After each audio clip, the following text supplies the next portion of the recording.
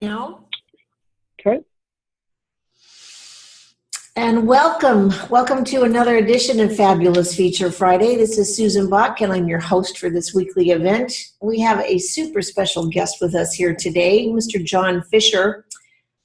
Why am I having John Fisher on today, and why do I say he's a super special guest? Well, for two reasons.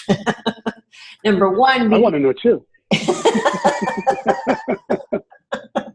because John is super passionate and knowledgeable about a topic that, at least for me and probably most of you, we totally glaze over. And that's the whole GDPR, privacy, big gnarly animal that just consumed us for the last month or so.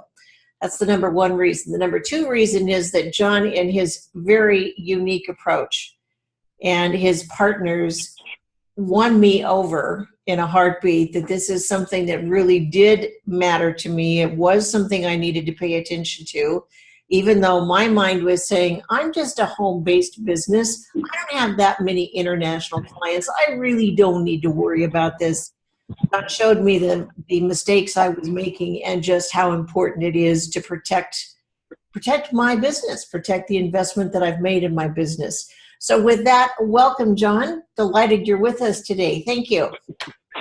Thank you, Susan. It's a pleasure and honor to be here. And I just want to say that for those of you who've worked with Susan, I'm sure you know, but we've had a chance to work with Susan. She's meant a lot to myself and one of the other senior monks. We call ourselves monks here at the Agile Monks in ITG.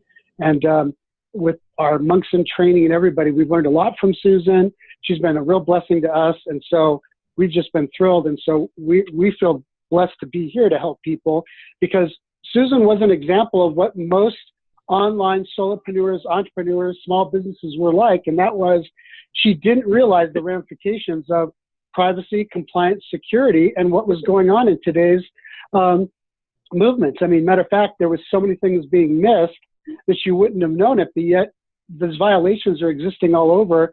You don't know it until all of a sudden you get caught or have a problem. And of course, we have two parts of our business. We have our corporate company, or what we call our corporate entity, which works with bigger businesses. And then we have the smaller, the Agile Monks LLC, which has a niche in the small business arena, which we've been working with Susan on. She's been helping us.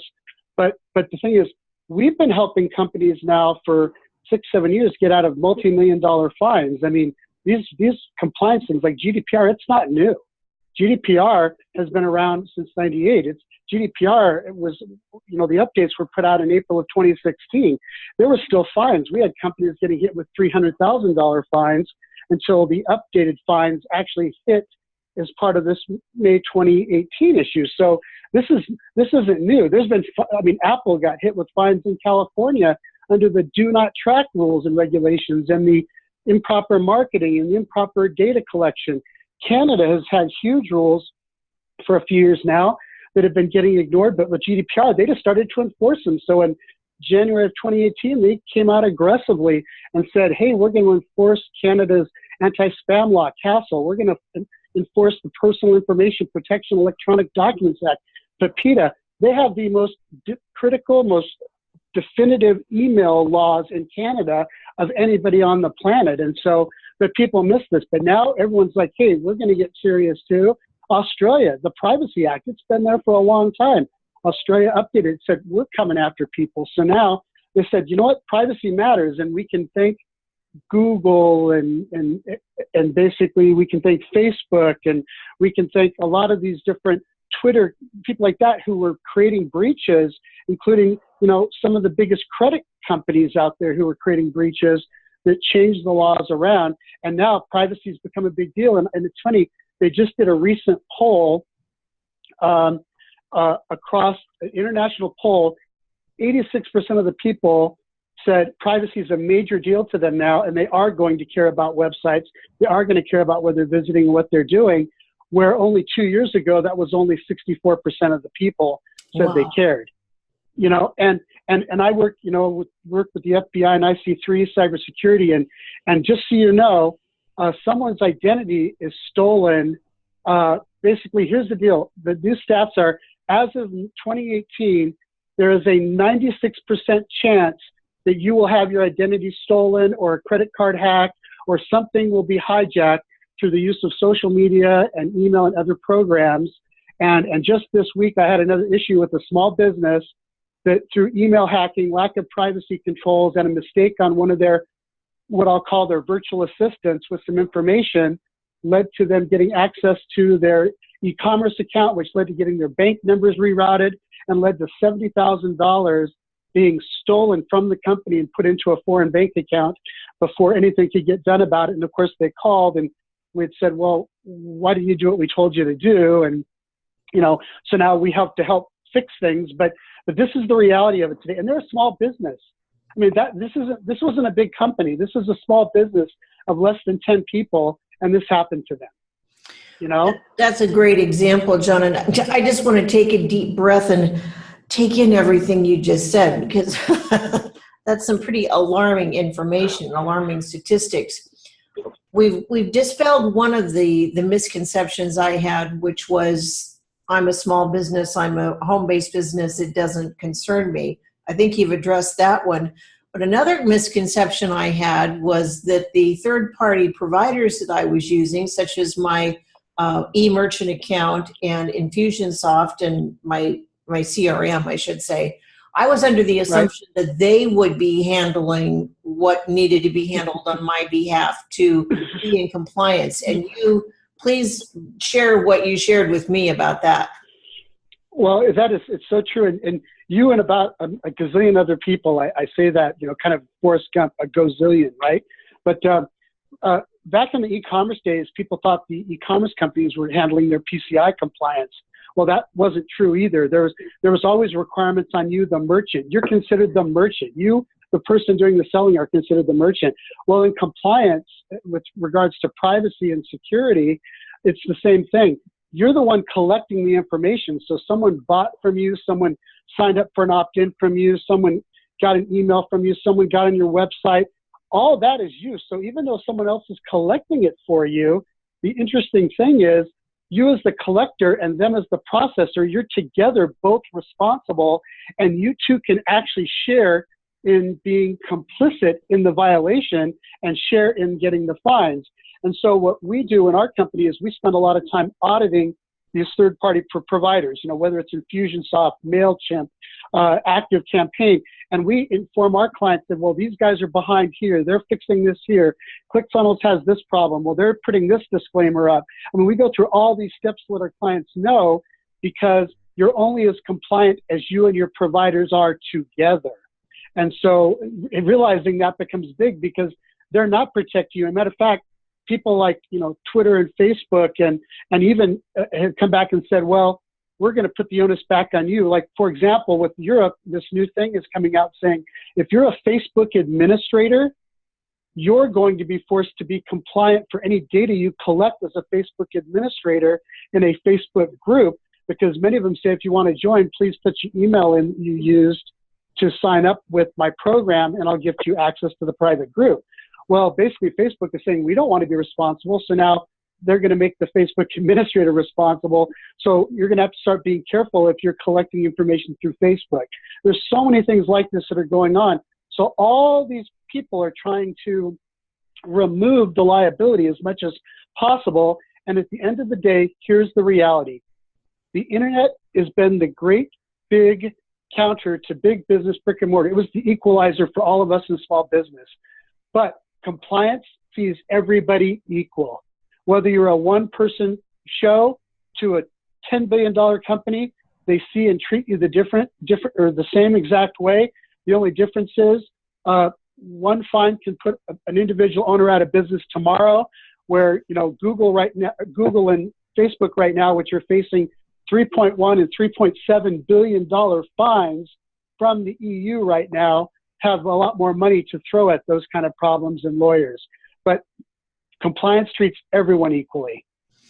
If you would please, John, take a minute and give us the explanation or the difference between compliance, privacy, and security, the three components that you're addressing. That's a really, really great question, and I appreciate you asking that, because unfortunately, it's often missed. Like, people say, oh, it's just GDPR. No, it's not. This is an international privacy movement. What that means is privacy comes in many forms. Personal identifiable information per most of North America and many countries out there. PII went from being a best practice to a requirement to now a law and a regulated information. Physical, or basically what we call patient information, PHI or HIPAA compliance. All these things are types of privacy and information. You have a right to privacy, physical, personal, and private lives, even in the internet, wherever you are. So it's now digital privacy as well as physical privacy, right? Just like no one can come in your home and invade your privacy, no one's supposed to invade your digital footprint either, okay? So privacy extends down to what GDPR and the European Union call the data subject, which is an individual and any kind of information related to that individual or that business or that employee.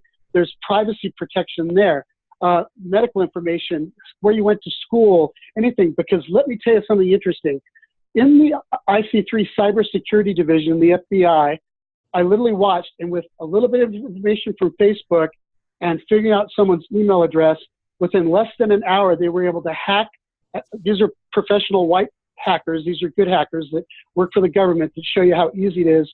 They were able to, within less than an hour, completely take over someone's identity, their credit cards, everything, with just a little bit of information they collected from a couple key spots. And here's what's interesting. The FBI reports now that, that of the 86 million fraud cases are getting reported, that almost 50% of those are coming from social media related hacks of information that led to these privacy compliance violations, okay? So privacy is all about protecting information. Compliance are the methods, techniques, approaches, regulatory issues, and laws and best practices that are put around ensuring privacy, okay?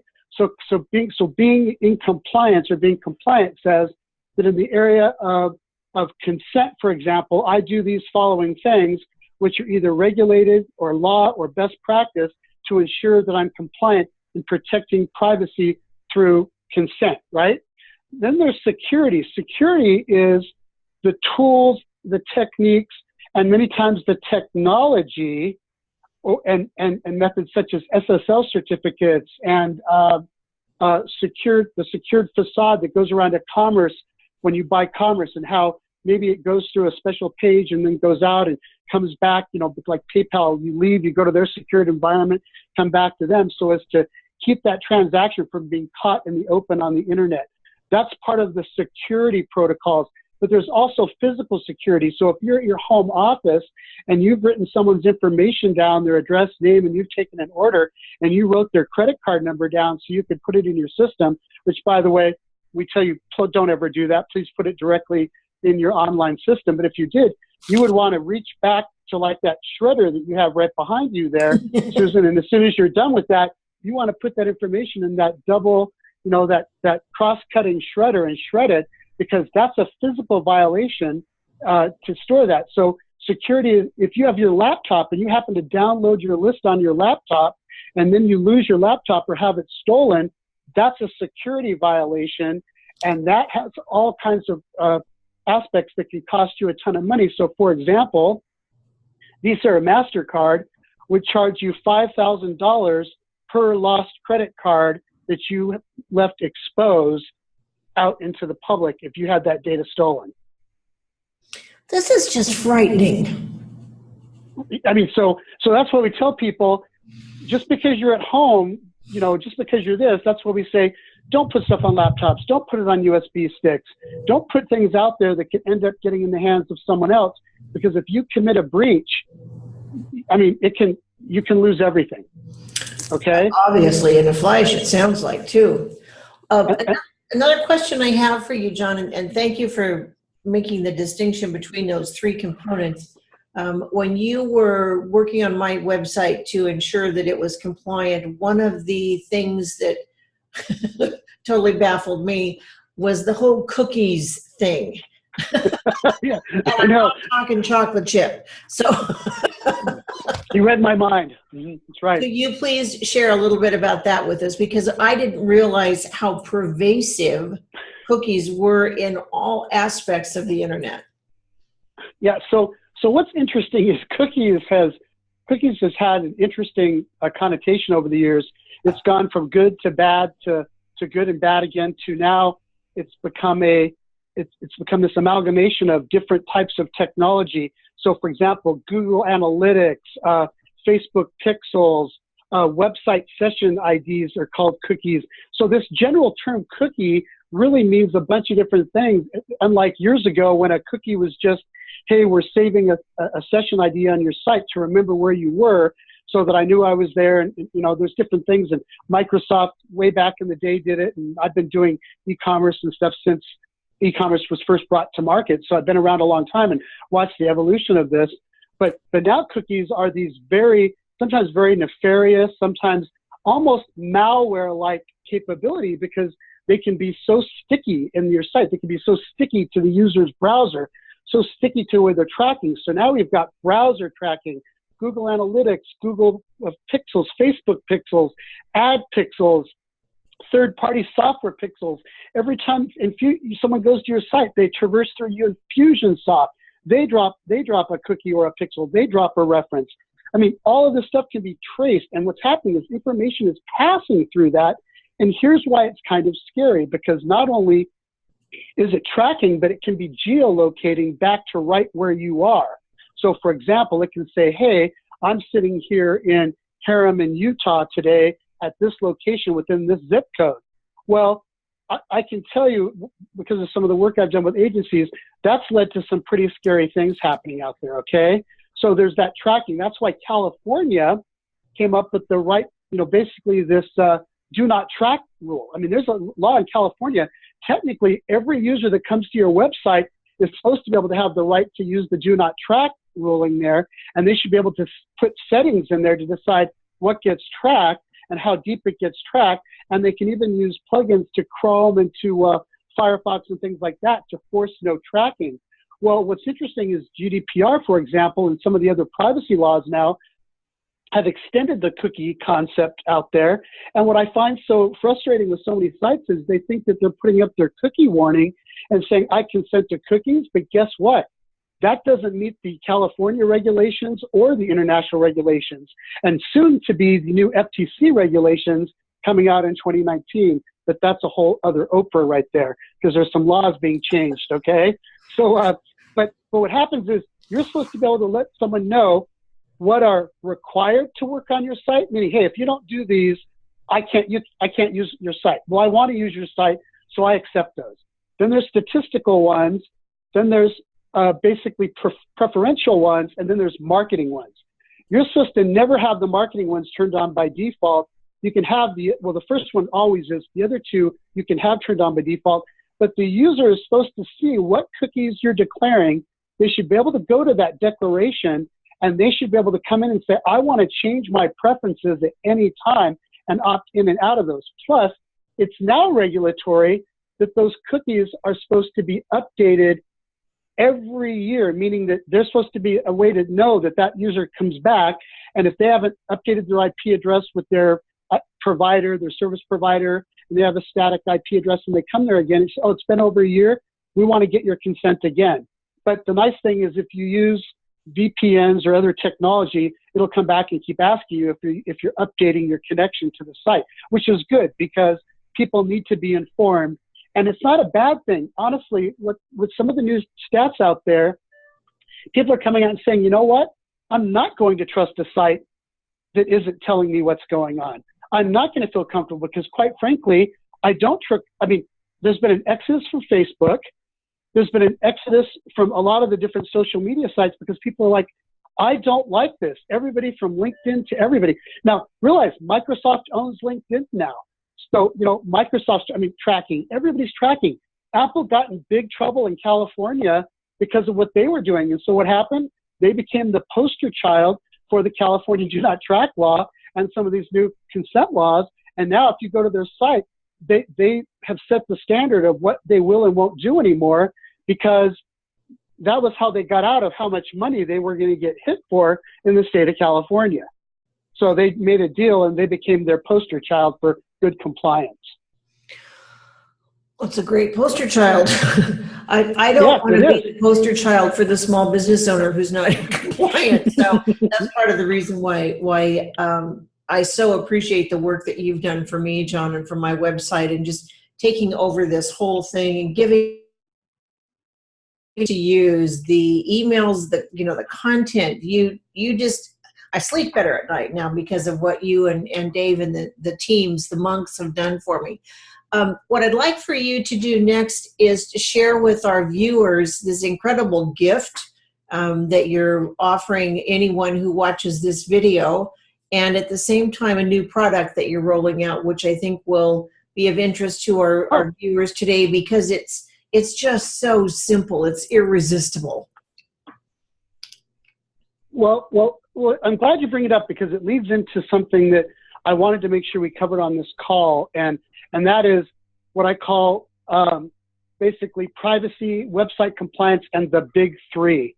And Susan, you know how we had a talk about the big three, and so many sites that are missing that, missing everything from terms and conditions, privacy policies, and more importantly, the disclaimer on their site. That's right. I mean, nowadays, if you want to be a website, you've got to cover everything. You've got to cover Canada, Australia, Europe, the EEA, the US, California. So when we work with clients, as you know, Susan, our privacy policies, our disclaimers, and our terms and conditions are so very, very collective and specific and clarifying in all the different things that protects people from. It protects coaches and digital product owners and trainers and online training sites, everything, because we understand what a lot of the small business owners are doing. And so we spend a lot of time customizing that, which brings me to the first thing we're going to be providing, and I believe, Susan, you're going to be posting it. We made a choice here, and I'm just going to go ahead and we're providing one of our tools that we normally provide to clients called our GDPR checklist. But let me tell you what it really is. That GDPR checklist, not only is it a great thing because it talks about legitimate interest, consent, it talks about information provisions, talks about third-party data, profiling, and legacy data. It covers some of the top 6 areas that you as a business have these little check boxes on this little document that you should be able to check off. And if you can't check those off, quite frankly, you and your customers are at risk. And once again, it's not just GDPR. We call it the GDPR checklist because a lot of it was driven from that, and because it was at the time when we were heavily engaged in lots and lots of GDPR work, which we still are. But it's a great tool because honestly, when you go down that checklist, it tells you what you need to be doing, what you have to be doing. Are you doing it? It makes you validate some questions, and I guarantee, and Susan, I'll let you attest to this, you're going to answer some of those questions and go, I have no clue.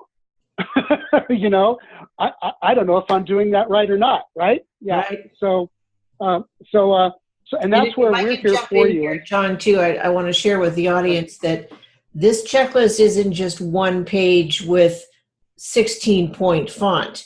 This is a multi-page document that is incredibly detailed and thorough and covers every aspect that John has touched on today, plus many areas that he has not commented on, just because we just don't have the time today. Right. So it's so amazing. And we would just ask you, keep the gift, keep it to yourself. It's a gift because of Susan and everything she's done for us and our love for her. So keep it. Like I said, don't keep it for yourself.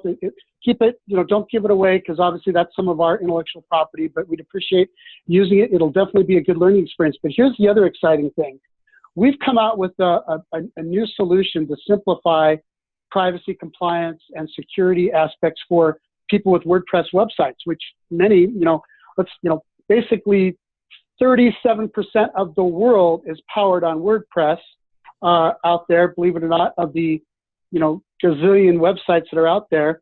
And so we've created this WordPress plugin, and we have 3 versions of it. It's kind of nifty, and so I just want to call it out.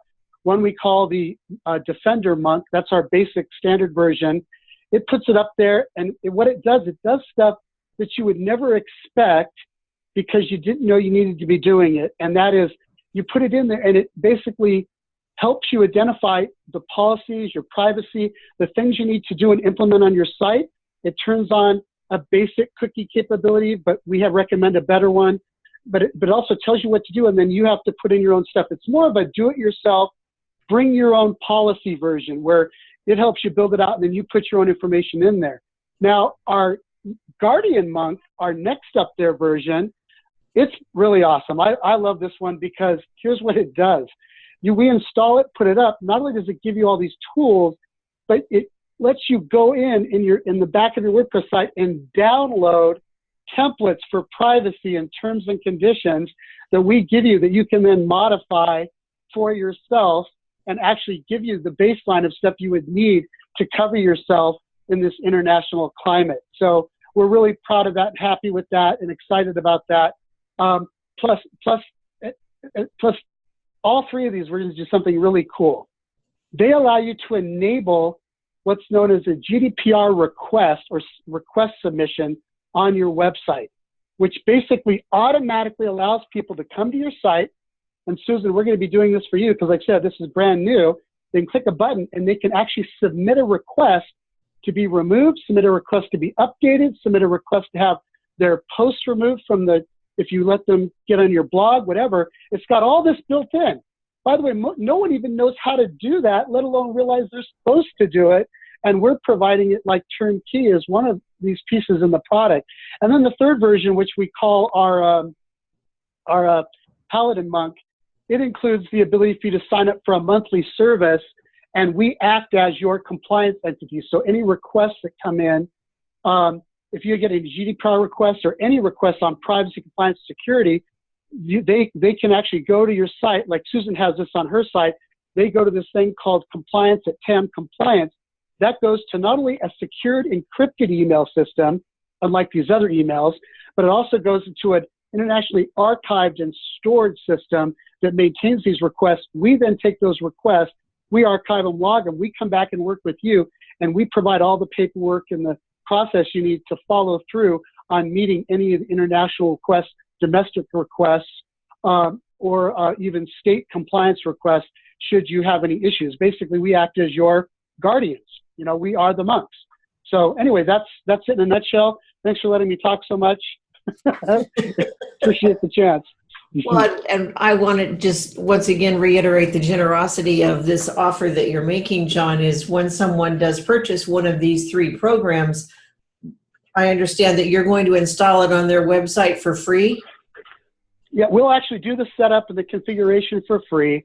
And we'll, with whatever version they get, we'll do whatever parts that they get. We'll do it, but only for Susan Bach people, and only for Susan Bach people who can reference that they saw this video, because this is just, like I said, we love Susan. If you don't love Susan, we don't know why, because we love Susan. and Susan's done a lot to help us take our enterprise level mindset and bring it down to being able to connect with people in this small business niche, where we feel like we're making such a big difference. And it's so part of our code as monks, because we have this code of chivalry.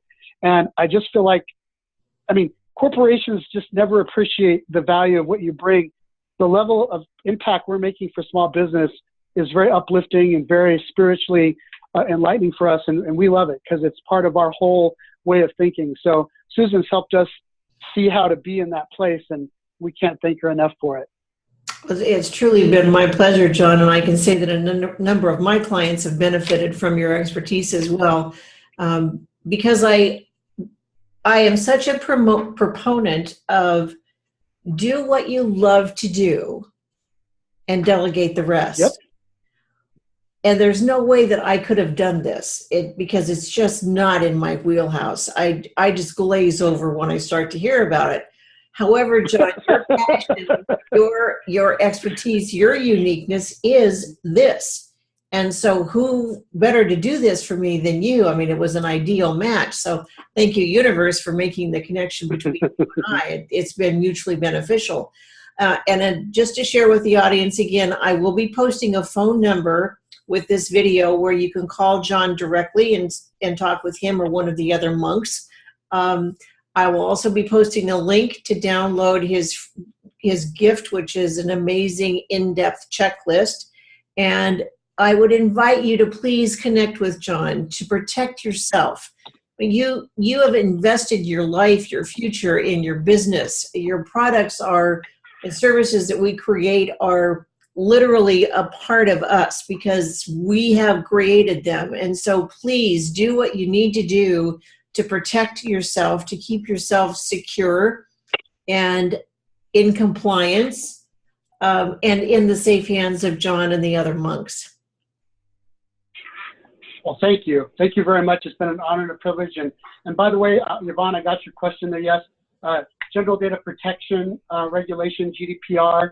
But it's just, yeah, I know they all have lots of little acronyms like Canada's anti-spam law and all that. They have little acronyms. They call it CASL. So I'm glad we were able to call that out and answer that question. And I just thank you so much, Susan. It's been a blessing, and we look forward to helping whoever we can help. Awesome. Thanks for your time. And everyone, thank you so much for listening today to this important information. I wish you a wonderful weekend, and we will see you next week on another edition of Fabulous Feature Friday. Bye for now. Bye.